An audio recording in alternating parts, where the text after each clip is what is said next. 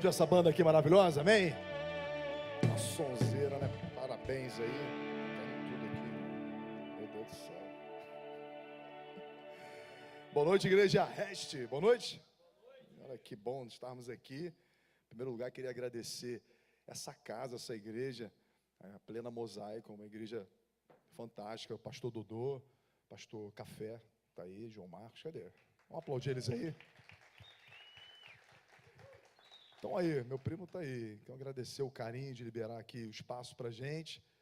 Nós estamos aí igual o povo ali, ó, marchando para uma terra aí. Deus está guiando a gente. Logo, logo, a gente acredita que Deus já vai estar liberando um espaço para que a gente possa, né, estar com toda a estrutura presente. Mas esse tempo também tem sido importante, bom, que a gente acaba valorizando tantas outras coisas, né, que não são valorizadas quando a gente não passa por esse momento tão gostoso, né, de estar 100%, né, não que a gente não esteja antes, mas é sempre confiando na mão do Senhor.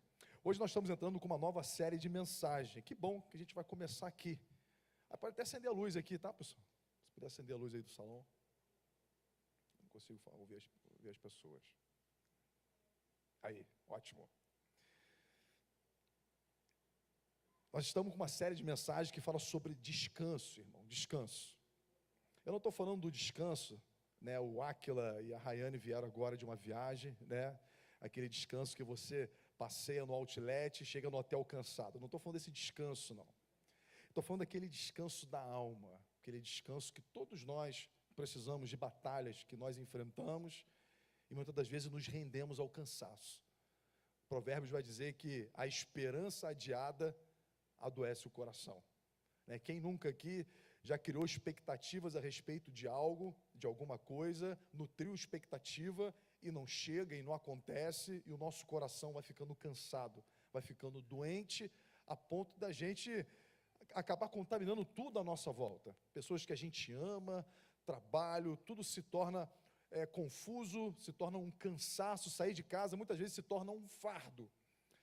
E para quem conhece a forma que eu exponho a palavra, geralmente eu exponho um texto da Bíblia e fico focado nele. Hoje, como nós vamos estabelecer princípios, eu vou expor vários textos, eu vou trazer várias histórias, não faz parte da minha característica, mas acho que vai ser importante para a gente fundamentar esse tema, eu preciso de descanso, ok?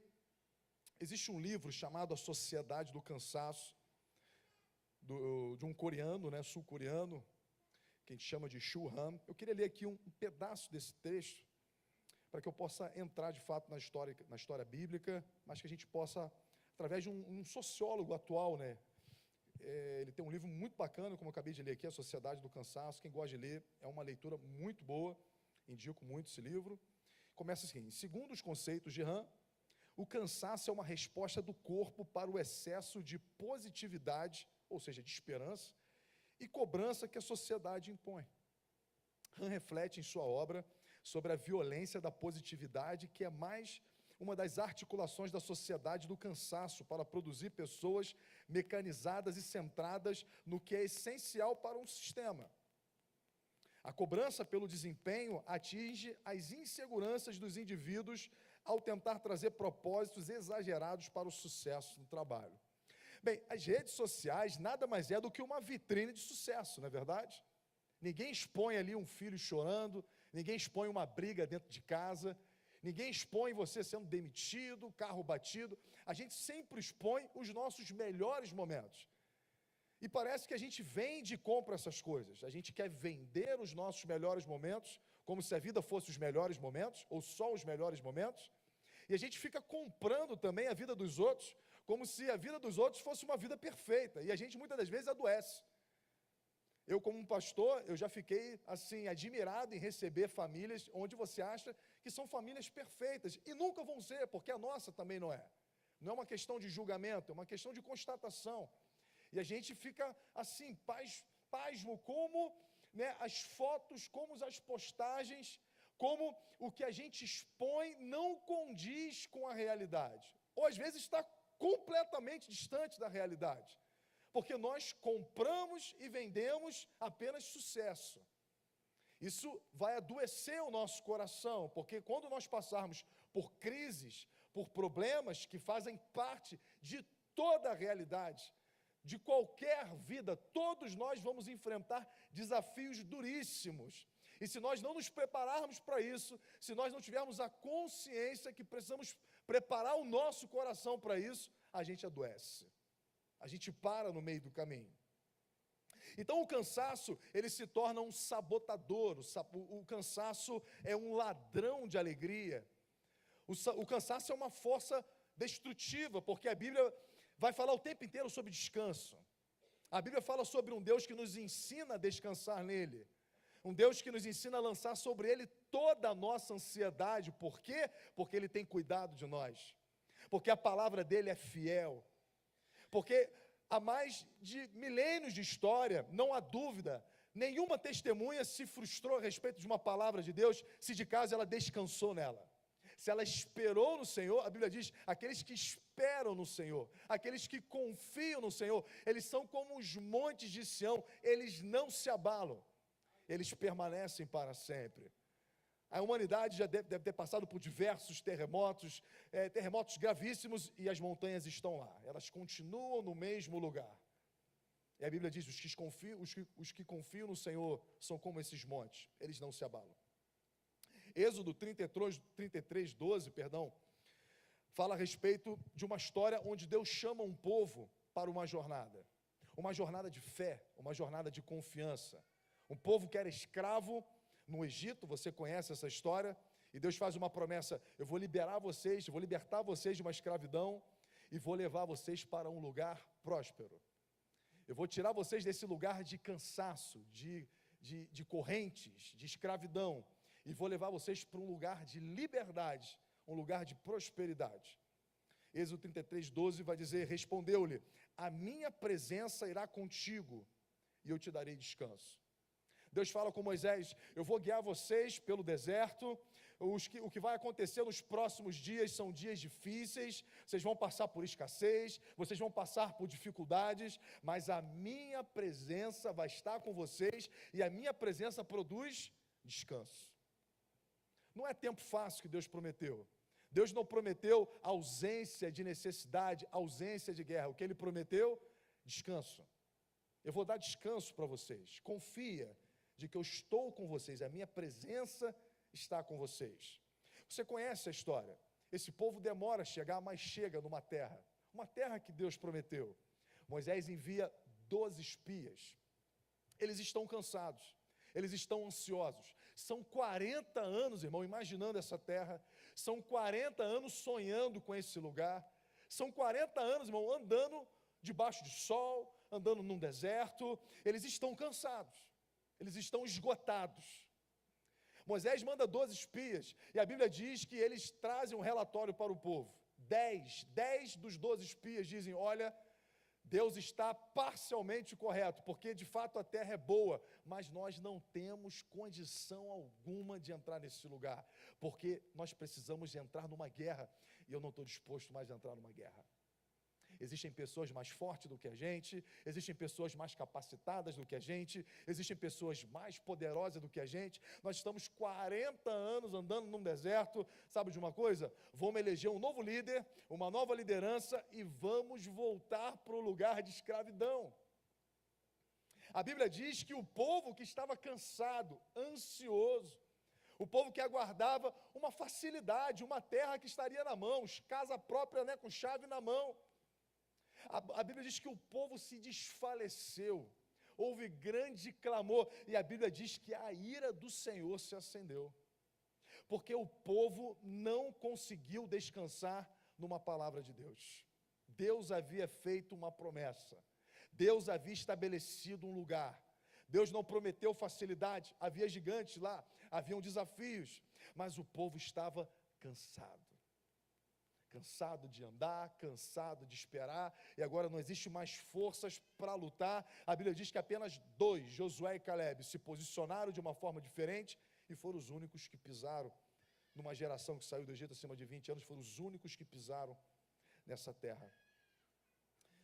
Números 13, 14, foi exatamente esse relato que eu falei, eu não vou ler para não me demorar, mas eu posso ler aqui os últimos versículos.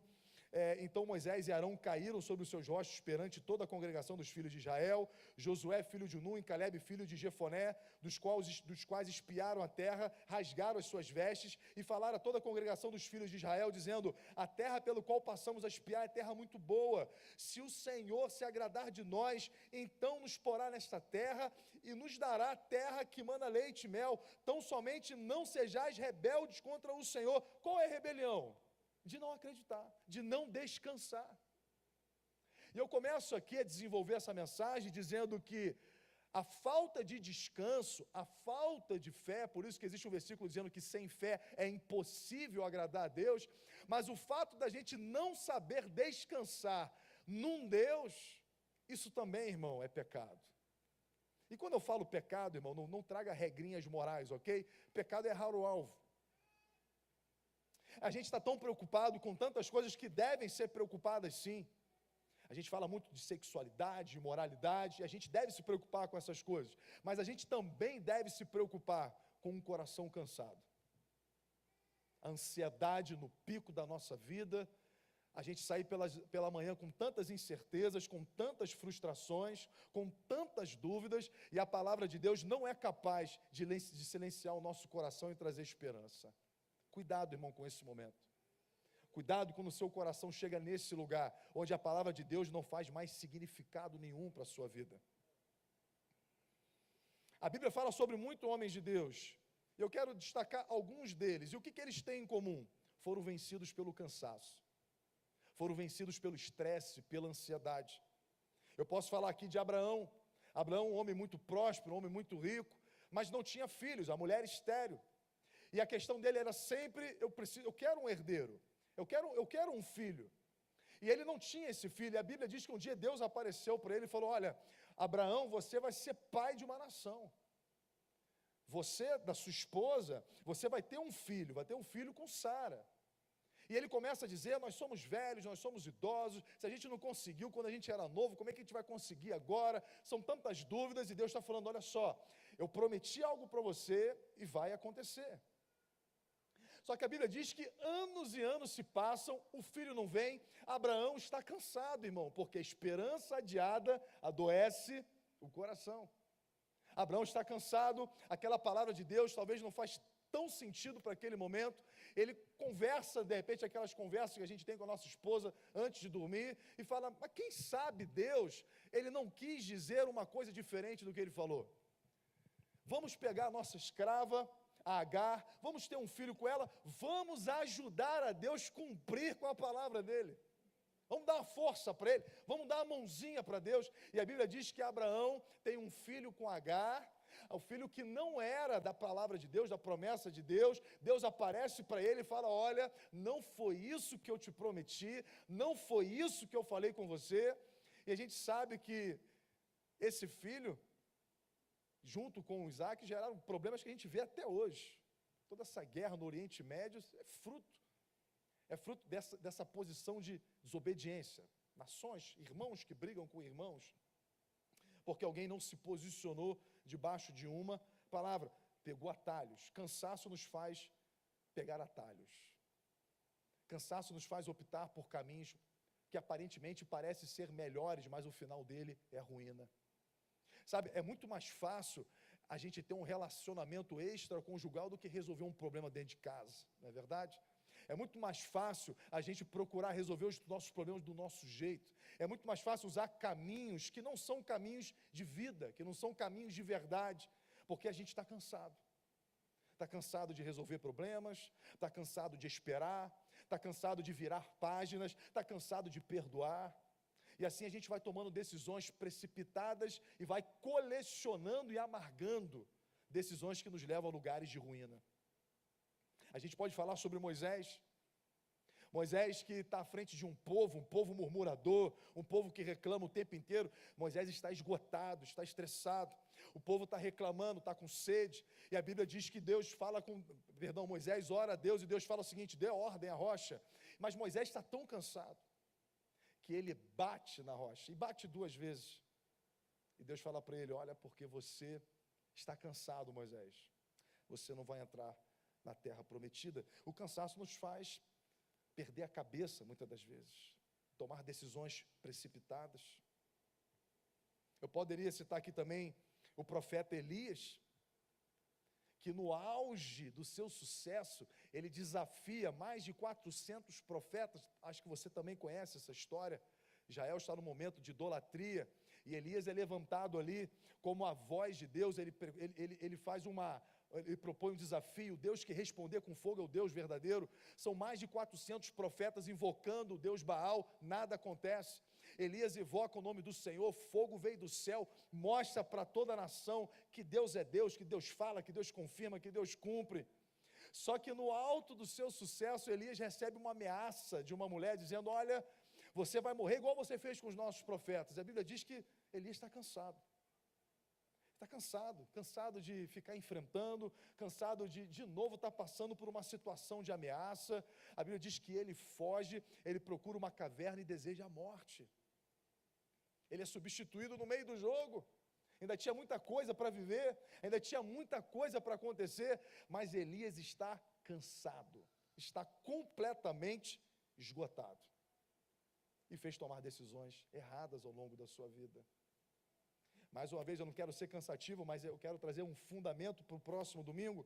O rei Davi, a Bíblia diz que em tempos que reis deveriam estar na guerra, Davi está de pijama no palácio, acordando tarde. A Bíblia diz que era tarde, quando Davi estava passeando no terraço do palácio, quando avistou uma mulher tomando banho. Deveria estar na guerra, deveria estar com a cabeça focada em outras coisas, no lugar onde ele é regenerado, no lugar que ele está vivendo o propósito de Deus de forma plena, mas ele está cansado, irmão, está cansado das guerras, talvez esteja cansado de vencer, não sei, e ele fica, e o resultado é uma tragédia familiar, uma desgraça familiar. Davi, ele vai ter um filho com Betseba, e ele vai acabar matando o seu melhor soldado, faz toda uma trama ali diabólica, porque em tempos que ele deveria estar na guerra, ele está cansado dentro de um palácio. A Bíblia toda, quando você para ler com muito carinho e muita responsabilidade, você vai ver que Deus trabalha em ciclos, irmão. Deus tem ciclos, Deus estabelece ciclos o tempo inteiro. Eclesiastes vai dizer que tudo tem seu tempo determinado. Tempo para nascer, tempo para morrer, tempo para plantar, tempo para semear, tempo para construir, tempo para destruir. A Bíblia fala que a vida é construída em cima de ciclos. E quando a gente não discerne esses ciclos, a gente passa, meu irmão, por momentos difíceis na vida. Ou quando a gente não se prepara para viver a próxima estação. Né? Quem vive em países que neva muito precisa juntar lenha para que possa colocar na fogueira. Ele precisa se preparar para o inverno que está chegando. Quem gosta de acompanhar aqueles filmes dos vikings sabe que naquele tempo eles precisavam armazenar carne, precisavam se preparar para o próximo ciclo. E o que a Bíblia nos ensina é que nós precisamos nos preparar para os ciclos que virão. A vida é feita de ciclos, a vida é feita de momentos. E a gente precisa aprender a discernir e se preparar para a próxima estação. Eu não sei qual vai ser a próxima estação, mas eu sei quem é Deus e eu confio na palavra dEle.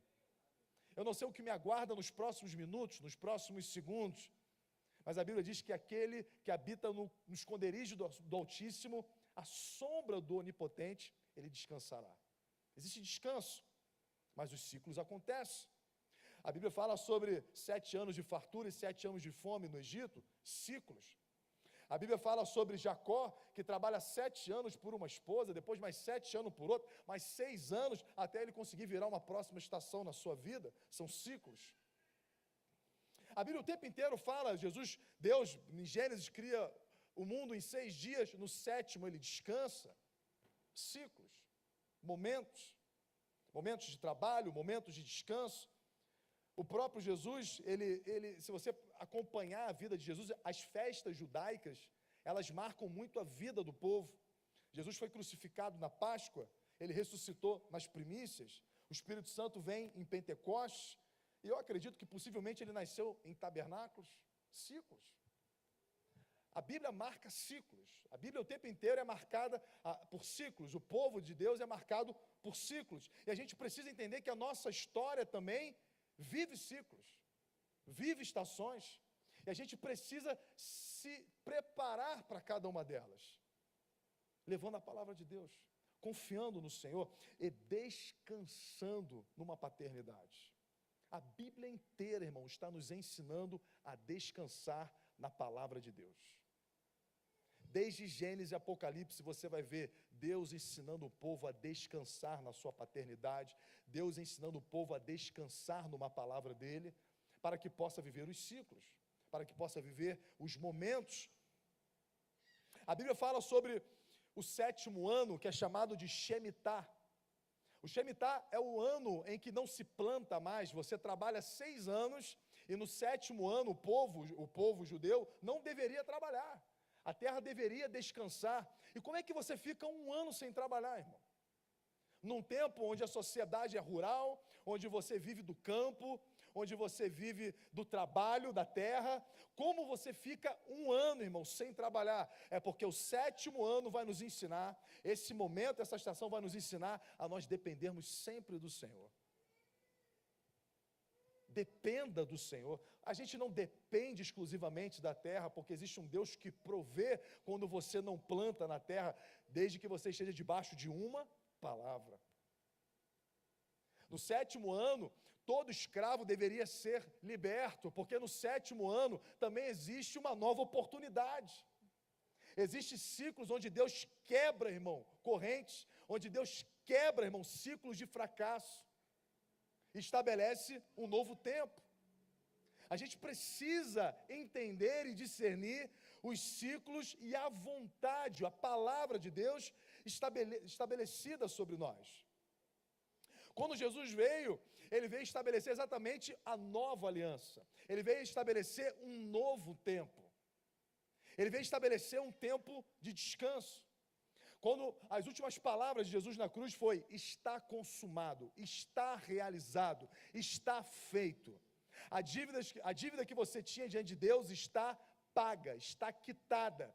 E a partir de agora, esse novo ciclo que se inicia a partir da cruz, nós chamamos de a estação da graça. Não é mais o mérito. A religião, a Bíblia não propõe uma religião, uma troca. Olha, obedeça ao máximo e Deus vai fazer isso. Faça a sua parte, Deus vai cumprir a parte dele. Se você fizer assim, Deus vai fazer assado. Não, Ele é fiel. Deus permanece fiel. Ele continua fiel. Desde que a gente aprenda a descansar. Desde que não, né? Essa fidelidade alcança aqueles que descansam na palavra dele, que vive essa estação de descanso. O convite de Jesus qual é? Vinde a mim todos vocês que estão cansados e sobrecarregados, porque eu vou dar para vocês descanso. Irmão, parece uma palavra, uma utopia que eu vou falar aqui com vocês, mas eu tenho buscado viver isso. Nos nossos piores momentos, nos momentos mais desafiadores da nossa vida, irmão, procure levar isso aos pés de Jesus. Procure buscar na palavra. Sabe, procure uma palavra que venha se encaixar exatamente o que Deus disse a respeito de você, que você tem duvidado hoje. Pega essa palavra, irmão. Escreva ela no seu coração e fala: eu descanso nessa palavra a partir de hoje. A partir de hoje, eu vou descansar nessa palavra a qual Deus disse a meu respeito, a respeito da nossa casa, a respeito da nossa família, a respeito dos nossos filhos.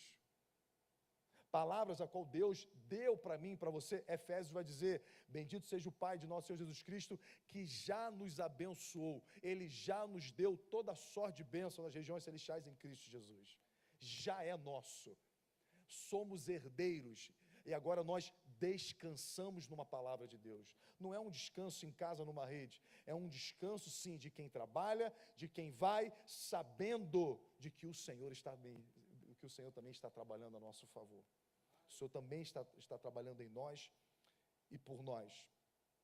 Olha o que o profeta Isaías vai dizer: o Espírito do Senhor Deus está sobre mim, porque o Senhor me ungiu para pregar boas novas aos mansos, Enviou-me a restaurar os contritos de coração, a proclamar liberdade aos cativos e abertura de prisão aos presos, a pregoar o ano aceitável do Senhor, o dia da vingança do nosso Deus, a consolar todos os tristes, a ordenar acerca dos tristes de Sião, que se lhes dê glória em vez de cinza, óleo de gozo em vez de tristeza, veste de louvor em vez de espírito angustiado.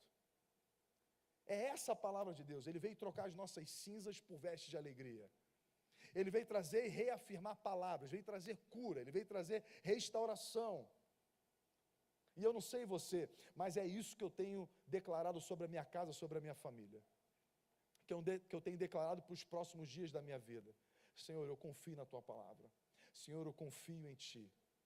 E quando o medo e quando a ansiedade se levanta, o que a gente faz? A Bíblia fala, lança sobre ele, joga sobre ele, joga sobre o seu Deus toda a sua ansiedade. Irmãos, é uma questão de confiança a relação com Deus. O nosso cansaço nada mais é do que um reflexo de que a nossa fé tem falhado diante da palavra do Senhor.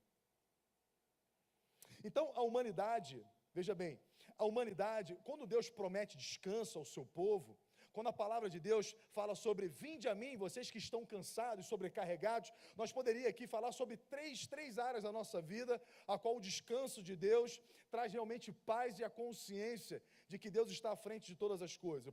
Vou falar aqui sobre, rapidamente, espiritualidade, governo e finanças. E são exatamente essas três áreas que nós aprendemos a criar idolatria. E eu quero que você pense idolatria aqui, não como uma imagem fundida de ferro, ou então um toco de madeira esculpido. Eu quero falar aqui sobre idolatria, tudo aquilo que é esperança acima da palavra de Deus, acima do que Deus falou e que a gente tem mais confiança. A Bíblia fala no Novo Testamento, olha, não dá para servir dois senhores, não dá para servir a Deus e ao dinheiro, porque o dinheiro é um Deus do nosso século. Eu lembro de um momento da minha vida, eu conto isso, acho que algumas pessoas ainda não sabem, eu com meus 20 e poucos anos, eu perdi meu pai cedo, com 17 anos, a gente assumiu as empresas do meu pai, estava tudo mal, irmão, mal, dívida para tudo quanto é lado. E eu fui conversar com o pastor, e ele falando diversas palavras de Deus para mim, e aquilo não fazia diferença nenhuma para mim. Oséias, está escrito que o Senhor é o nosso pastor. Oséias, está escrito aqui que Ele vai fazer infinitamente mais. A gente cantou aqui, Ele faz o inimaginável. E amém, mas isso não resolve o meu problema hoje. E eu lembro que ele tirou um talão de cheque do bolso e falou, Oséias, vou fazer um cheque aqui de 100 mil reais para você. E naquele momento, irmão, o meu semblante mudou. O meu coração se encheu de alegria. 100 mil reais resolve o meu problema. E quando ele percebeu que o meu semblante mudou, que eu fiquei animado, ele guardou o talão de cheque e falou, Oséias, vai embora daqui, o seu Deus é o dinheiro. Eu estou falando de Deus para você há mais de uma hora, para você confiar e descansar, de que esse ciclo vai passar, confia no Senhor, Deus vai cuidar de você, nada disso tem mudado o seu ânimo, só foi falar em dinheiro, seus olhos brilharam. E Jesus já falava, não dá para servir a dois senhores. Eu não estou dizendo que dinheiro não é importante, eu não estou falando que a gente não deva trabalhar para ganhar dinheiro, não é isso que eu estou falando. Mas se toda a nossa esperança for uma conta bancária, como aquele homem que disse, olha, alma, você pode descansar agora, os meus celeiros estão fartos, existe riqueza aqui para várias gerações, e a Bíblia diz, louco, essa noite pedirão a sua alma. Você que está seguro no seu dinheiro, nas suas riquezas, no seu patrimônio, você não tem controle sobre o próximo batimento cardíaco no seu coração. E quando você morrer, você vai para onde? E o que você deixar, vai deixar para quem? Essa é a confiança que você tem? Então a Bíblia fala que os deuses que nós criamos, que nos dão segurança, na verdade, são falhos, são frágeis. Não ajuntem tesouro na terra, onde a traça e a ferrugem podem levar. Ou seja, o que Jesus está dizendo? Não confie nessas coisas. Não busque segurança nessas coisas, porque você vai se frustrar, você vai se destruir. O que são idólatras, irmão? Idólatras são pessoas cansadas. Idólatras são pessoas ativistas. Existem idólatras dentro da igreja. Pessoas que são ativistas, pessoas que estão o tempo inteiro atrás de a próxima oração, a próxima corrente, qual é o próximo exercício religioso que a gente pode fazer para que Deus possa fazer algo extraordinário. O idólatra é sempre alguém cansado, é sempre alguém em busca de alguma coisa, é sempre alguém em busca de uma esperança, em cima de uma realização que faz várias promessas, mas não cumpre nenhuma. Você pode passar a vida inteira buscando dinheiro e nunca vai ser suficiente. É como um grande amigo meu, mas muito rico, e eu falo para ele, cara, quando é que você vai parar? Ele, Osés, se hoje nós parássemos com tudo, o meu tataraneto estava rico. Quando é que você vai parar? No próximo empreendimento eu paro. No próximo empreendimento eu paro. Escravo, completamente escravo do trabalho. Olha o que diz aqui Deus a respeito do povo, que faz uma promessa de uma terra próspera. Olha como é dizendo, eu sou o Senhor seu Deus, que tirou vocês do Egito, da casa da escravidão. Não tenha outros deuses além de mim. Não faça para você nenhum ídolo na forma de qualquer coisa no céu, na terra ou nas águas ou debaixo da terra. Olha, é engraçado que Deus fala isso no contexto dos 10 mandamentos. O que ele está dizendo? Olha, se você confiar na minha palavra, você não volta para ser escravo. Você nunca mais será escravo, se você aprender a descansar na palavra de Deus. Eu sou o Senhor teu Deus, não confie em nada que não seja a minha palavra. Não confie em nada que não seja a mim. Porque tudo que nós confiamos que não é o Senhor, nos leva para um lugar de escravidão. É aquela pessoa que você não pode viver sem ela, e quando essa pessoa te deixa, você entra numa escravidão, num ciclo de loucura. Aquela tentativa de aprovação que te leva a lugares de destruição. Aquele emprego dos sonhos que de repente acabou, você foi mandado embora, ou faliu, e você tinha toda a sua esperança naquele lugar. Você chegou num lugar onde você diz, olha, eu agora estou pleno, estou realizado, e aquilo se foi. E você volta a ser um escravo. Escravo das suas emoções, escravo das suas frustrações. Deus está falando, não façam ídolos. Confie no Senhor. E somente no Senhor. Então a idolatria é a incapacidade de descansar na palavra de Deus. Idolatria nada mais é do que a incapacidade de descansar na palavra de Deus. O que hoje você diz, se eu tiver isso agora, minha vida, resolve. Isso é uma forma de idolatria. O salmista vai dizer, o Senhor é o meu pastor e eu já tenho tudo, em outras versões. Ou dele eu não tenho falta. Ele não está dizendo que nada me faltará em termos de recursos, materialidade, não é isso. Porque se fosse isso, a palavra de Deus, ela não se cumpria nas nossas vidas. Mas o Senhor é o meu pastor e eu já tenho tudo. Quem tem o Senhor já tem tudo. Quem tem a palavra já tem tudo, porque o justo viverá pela fé. E somente da fé. É loucura, irmão? É loucura para quem não crê, mas para nós é poder de Deus. É poder de Deus. Então nós seremos tentados em quê? Parece que a gente emburreceu o evangelho. A gente acha que tentação é um cigarrinho na boca, é uma coisinha aqui, é outra coisa. Isso, meu irmão, isso é bobagem. O cigarro prejudica o seu pulmão, o álcool prejudica a sua vida. A tentação não é isso. Jesus não foi tentado com cigarro, bebida e mulheres. Não foi isso que Jesus foi tentado. Quando Jesus foi levado para o deserto, algo diferente foi tentado. O que ele foi tentado? A respeito da palavra de Deus. Se você é filho de Deus, e Jesus tinha acabado de ouvir no batismo, esse é o meu filho amado. Esse é meu filho amado e quem tem o prazer. A Bíblia diz que imediatamente após ouvir isso, a primeira palavra de Satanás qual foi? Se você é filho de Deus. Ou seja, Satanás quer que a gente duvide de uma palavra de Deus. São tantas coisas que Deus já liberou, já falou sobre nossas vidas. E o que é o papel de Satanás? Quando a gente fala Satanás, não fantasia, um bichinho chifrudo, ok? É tudo aquilo que se levanta contra a palavra de Deus estabelecida sobre nossas vidas. Qual é o papel do Satanás, do Satã? Qual é o papel do mal? Questionar a fidelidade da palavra de Deus. Se você é filho de Deus, e ele vai tentar justamente Jesus nessas 3 áreas, na área material, na área emocional e na área espiritual. Se você é filho de Deus, transforme pedras em pães. Jesus não poderia fazer isso? Ele multiplicou pães, irmão. Ele multiplicou pães e peixe. Ele não poderia transformar pedra em pão? Ele transformou água em vinho. Ele poderia.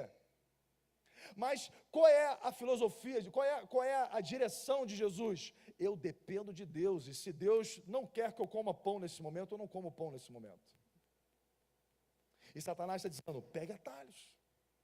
Já que Deus não está provendo para você, dá o seu jeito e provê. Já que Deus não está fazendo nada, Jesus, faça você. Tome as decisões, haja na frente de Deus. Se você é filho de Deus, se de fato você se você tem poder para fazer alguma coisa, faça, e não espere Deus fazer. E quantos de nós, irmão, eu não sei você, mas eu tenho uma coleção de decisões erradas porque agi na frente de Deus. Coisas que Deus não estava falando e a gente falou na frente, coisas que Deus não havia determinado e a gente determinou na frente, coisas que Deus disse não e a gente disse sim. Deus não entende o que eu estou passando, Deus não sabe o que eu estou passando. Transforme pedras em pães. Já que Deus não está provendo recurso, dá o teu jeito e provê. Faça o que tem que ser feito, dá o teu jeito.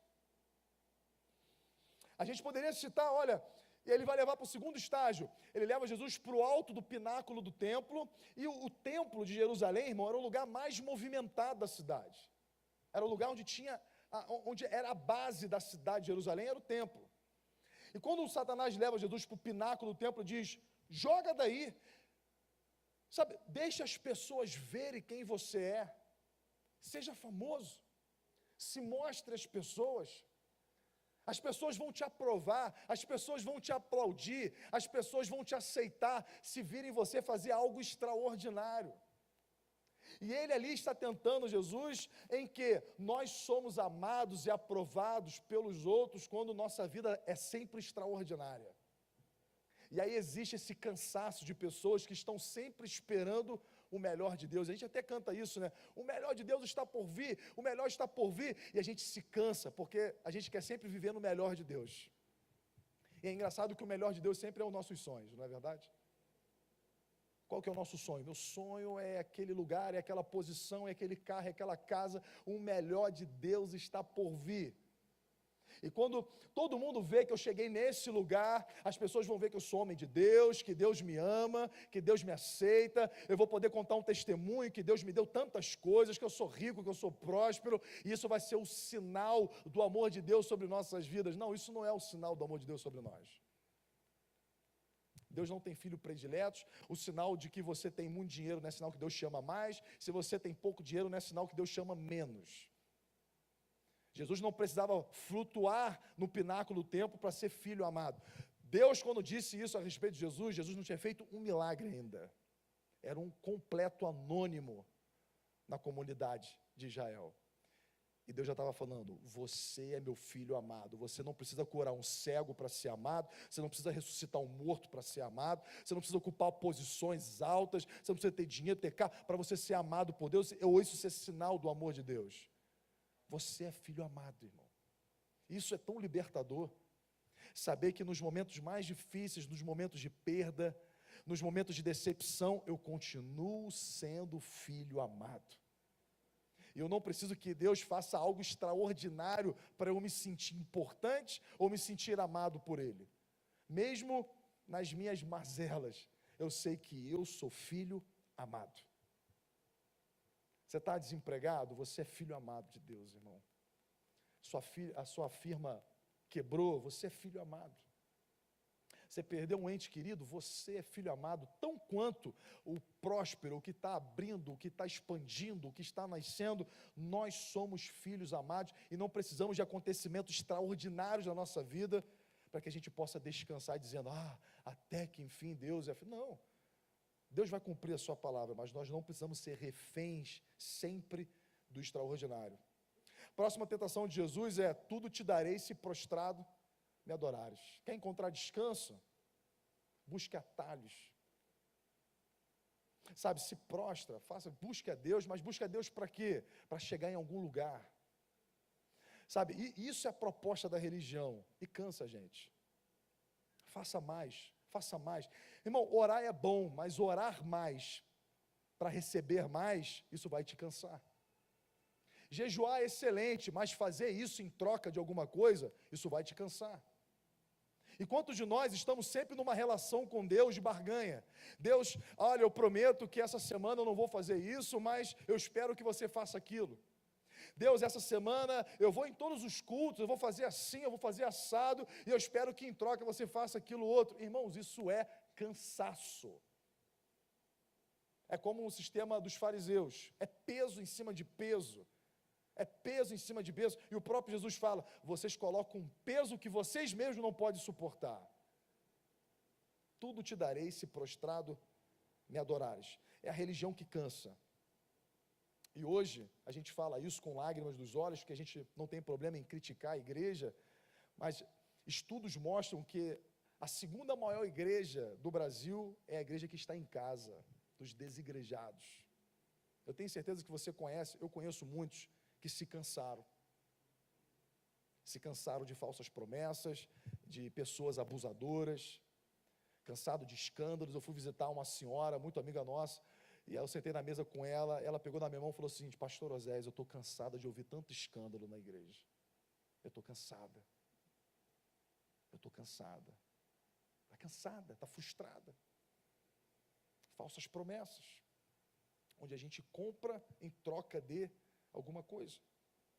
Jeremias 17, 27 vai dizer, mas se não me derdes ouvidos para santificardes o dia de sábado, e para não trazer descarga alguma, quando entrardes pelas portas de Jerusalém no dia de sábado, então acenderei o fogo nas suas portas, o qual consumirá os palácios de Jerusalém, e não se apagará. Irmãos, todo mundo conhece a história de Israel, por 2 momentos foi levado cativo, foi conquistada. E talvez você não saiba muito o motivo, é idolatria, mas sabe como começou a idolatria do povo? Quando eles deixaram de guardar o sábado. E eu não estou falando sábado, o dia da semana, ok? Eu não estou querendo criar uma nova regra aqui para a gente. Mas a Bíblia diz que um passo antes da idolatria, sabe qual é? Quando a gente deixa de descansar. Sabe qual era o princípio do Shabá, do sábado na Bíblia? É a gente voltar para a nossa essência, lembrar do Criador. Lembrar que a gente não é fruto de trabalho, que a vida não é só trabalho, que a vida não é só compromisso, que a vida não é só realizações. A vida, irmão, é a gente contemplar a beleza da glória de Deus.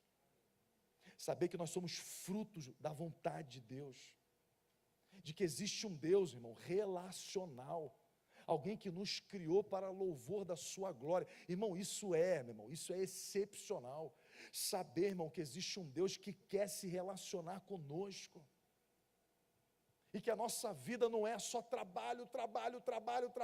Você trabalha 6 dias, mas para no 7º e se lembra que você tem uma família, e família é fruto da vontade de Deus. Se lembra dos seus filhos. E quantos de nós, irmão, amargamos? Quantos empresários que eu conheço, que desprezaram o descanso, trabalharam 7 dias da semana, conquistaram, chegaram lá, e quando foram olhar para o lado, estavam sozinhos, não tinha mais ninguém, não tinha família, não tinha amigo, não tinha nada. Os filhos completamente desolados dos pais. Eu não sei o porquê, o motivo, eu fui ver, é público isso, eu fui ver agora que o Cid Moreira morreu, e os filhos foram deserdados. Para mim é chocante saber que um pai não quer deixar nada para um filho, cara. 60 milhões de reais, irmão, é muito dinheiro. E ele fez um testamento, não quero que meus filhos recebam esse dinheiro. Eu te pergunto, que tipo de relação esse homem teve com os filhos? Que tipo de admiração os filhos têm para o pai? Você vê, 60 milhões de reais para contar uma história como essa, irmão, eu não quero não. Eu chegar no final da vida, ter que tirar herança dos meus filhos, ver os meus filhos frustrados comigo, eu não quero julgá-lo, eu não quero saber o que aconteceu, mas é um fato que foi noticiado, é muito triste, saber que um homem conseguiu juntar 60 milhões de reais, mas não teve vontade nenhuma de deixar com os filhos. Será que ele não negligenciou o descanso? Será que ele não separou um dia da agenda dele para andar com os filhos, passear pela praia, soltar pipa, fazer o que for?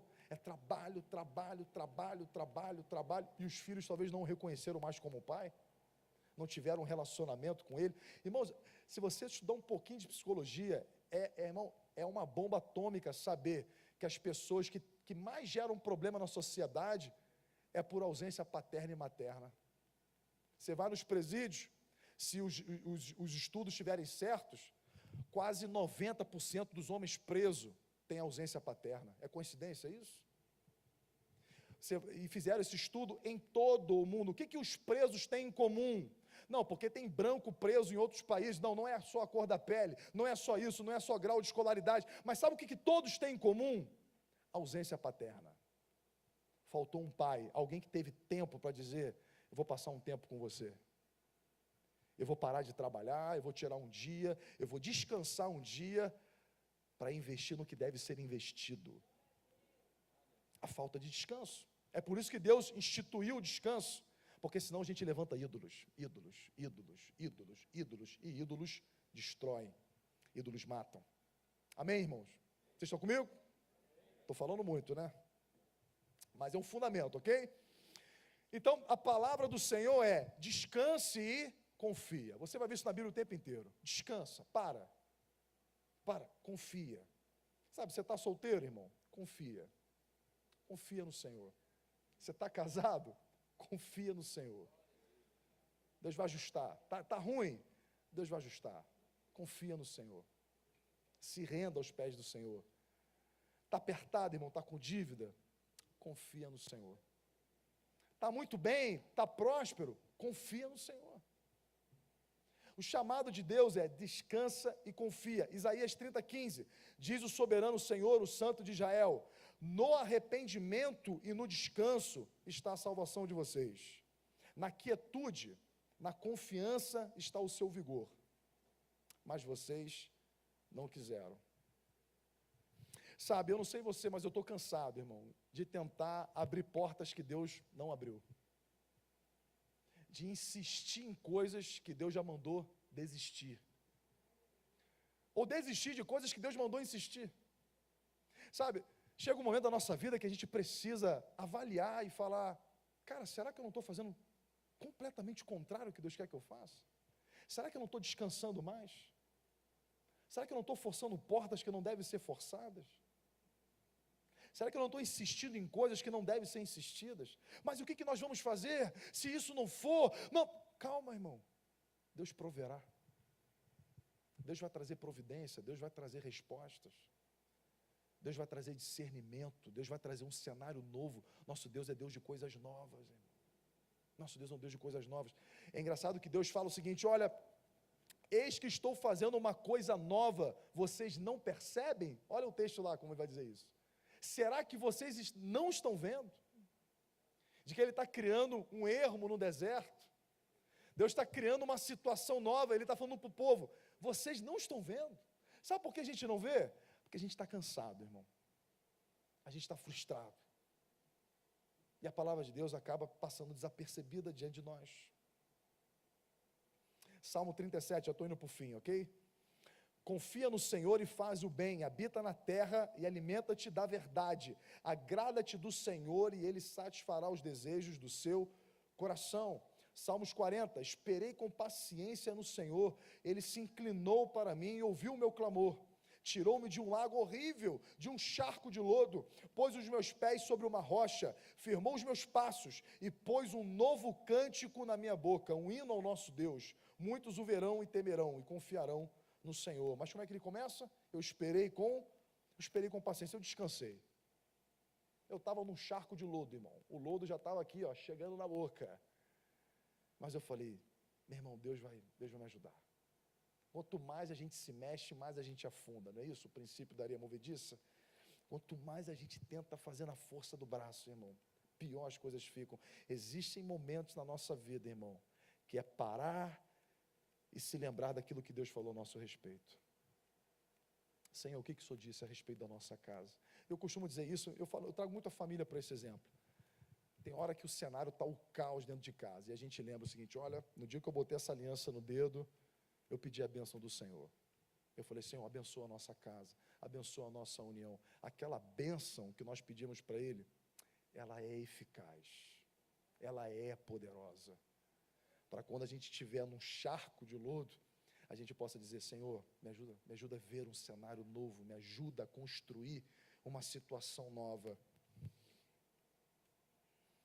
Ezequiel 14:13, vamos ler mais uma referência. Filho do homem, estes homens levantaram os seus ídolos nos seus corações e o tropeço da sua maldade puseram diante da tua face. Devo eu, de alguma maneira, ser interrogado por eles? Ídolos.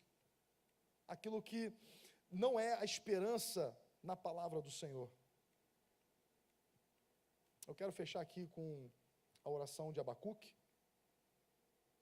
que diz que ainda que a figueira não floresça, nem haja fruto na videira, ainda que a colheita da oliveira decepcione e os campos não produzam mantimento, ainda que as ovelhas desapareçam do aprisco e nos currais não haja mais gado. Irmão, que cenário é esse para uma sociedade que vive da agricultura e da pecuária?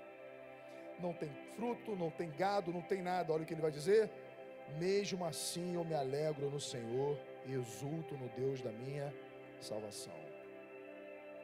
Não tem nada, mas eu vou descansar no Senhor. O cenário está o caos, mas nós vamos descansar no Senhor. Confiar no Senhor, descansar no Senhor.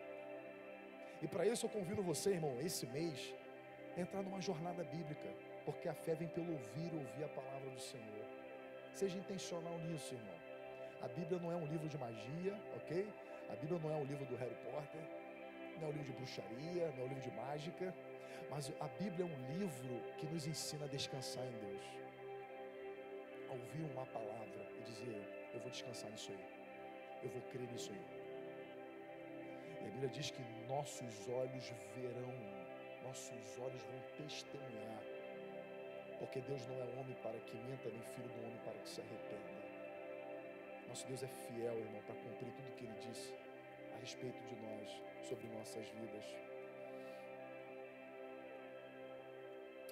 Fica de pé comigo para a gente já caminhar para o fim, senão eu não paro de falar.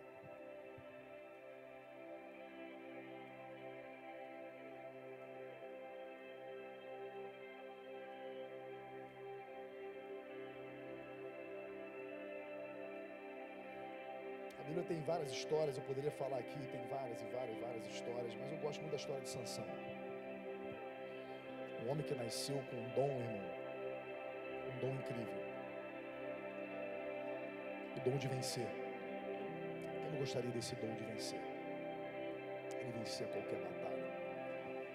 São coisas que estão escritas que, cara, é Deus. Por isso que está escrito, por isso que é loucura, né? Um homem com uma queixa de uma jumenta matar 1000 homens. Você fala: isso é loucura. Mas se é de Deus, tem que ser loucura, né?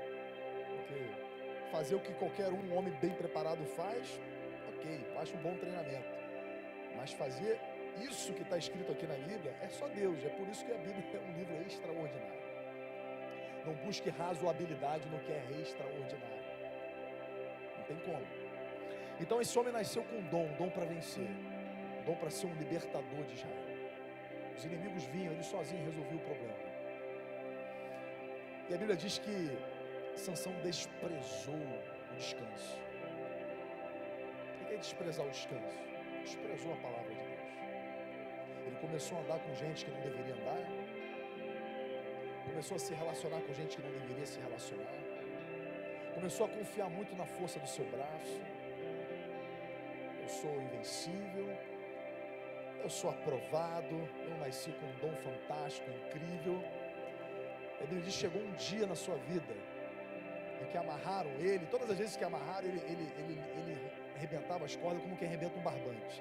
Mas chegou uma hora que a Bíblia fala um detalhe: mas ele não sabia que o Senhor era com ele. Ele se esqueceu, ele viveu a vida, ele não teve um dia para parar e dizer: cara, isso aqui que eu tenho vem do Senhor, tudo que eu tenho na verdade vem do Senhor, então eu tenho que andar em seus caminhos, eu tenho que responder a esse chamado. Não, ele se perdeu.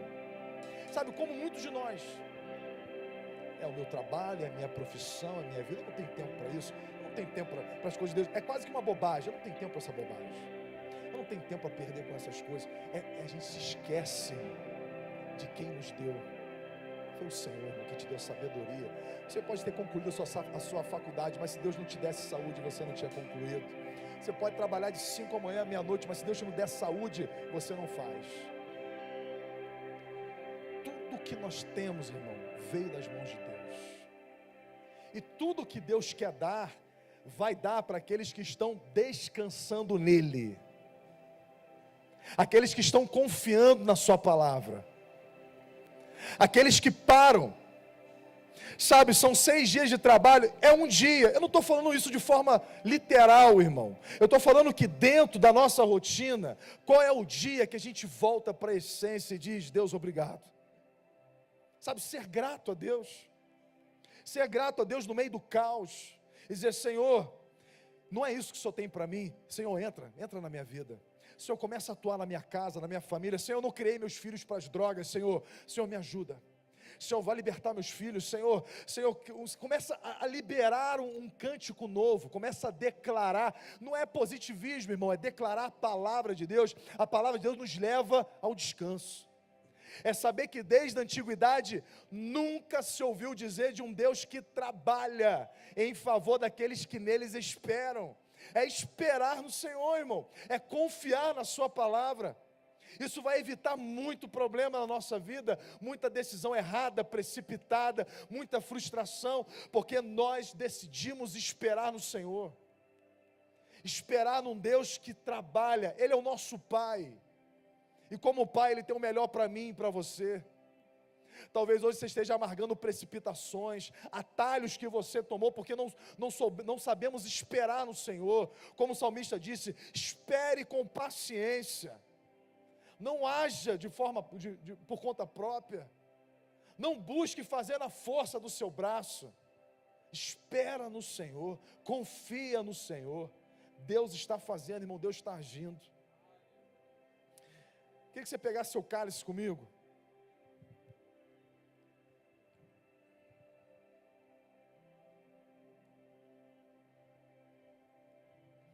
Mas esse mesmo homem, irmão, que deu errado até um certo ponto, a Bíblia diz que rasparam a cabeça dele, ele perdeu as forças, é para a gente fechar a história aqui também, né?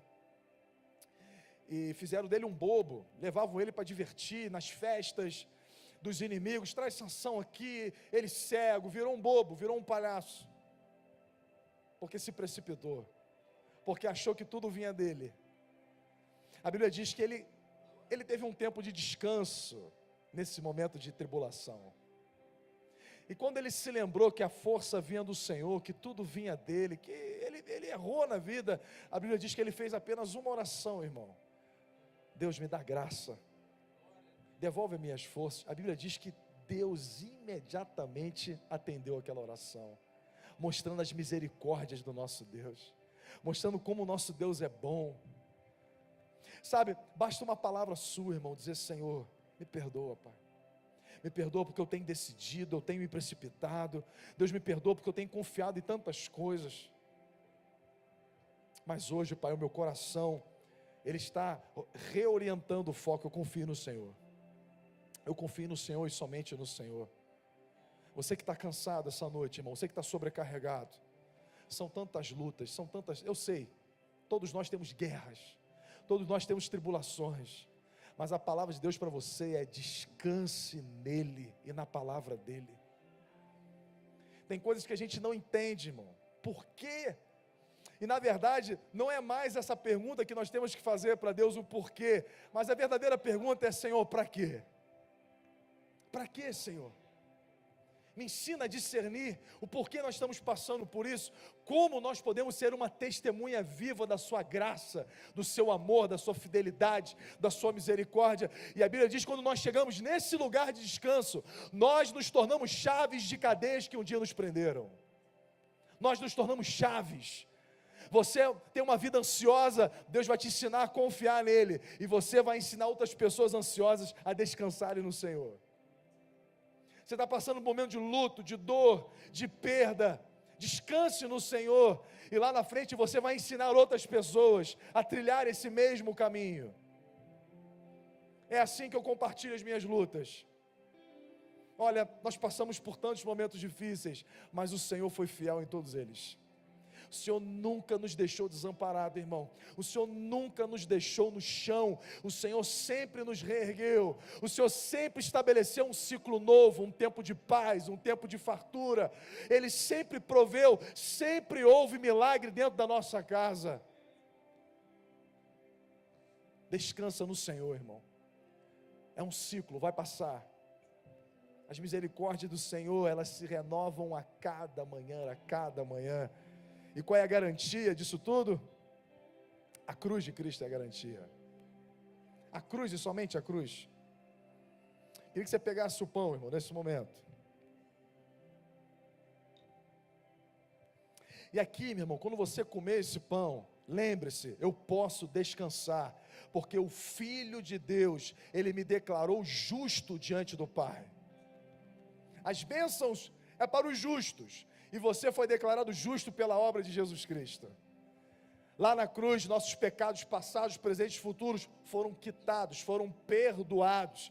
E é por isso que nós podemos entrar na sala do trono com ousadia e dizer: Pai, eu errei, mas eu estou aqui. E a Bíblia diz: se nós confessarmos os nossos pecados, Ele é fiel e justo para nos perdoar de todas as iniquidades. E nos dá uma nova oportunidade, nos dá uma nova chance. Quando você comer esse pão, lembre-se, você foi declarado justo diante de Deus. Participemos todos.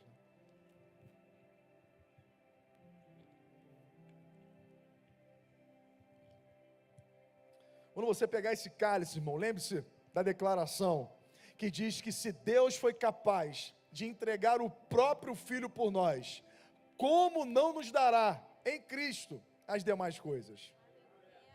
Se Deus foi capaz de não poupar o seu único filho, por mim e por você, como Ele vai negar as demais coisas, irmão? É impossível. Irmão, é impossível. Ele já deu o que Ele tinha de mais precioso. Ele já deu o que Ele tinha de melhor. E quando você tomar esse suco aqui, lembre-se, o sangue de Cristo é a certeza absoluta de que Deus vai prover todas as nossas necessidades em Cristo Jesus. É socorro bem presente, é milagre, irmão, estabelecido dentro da nossa casa, porque Ele é o nosso Pai, Ele entregou, Ele não poupou o seu Filho, para que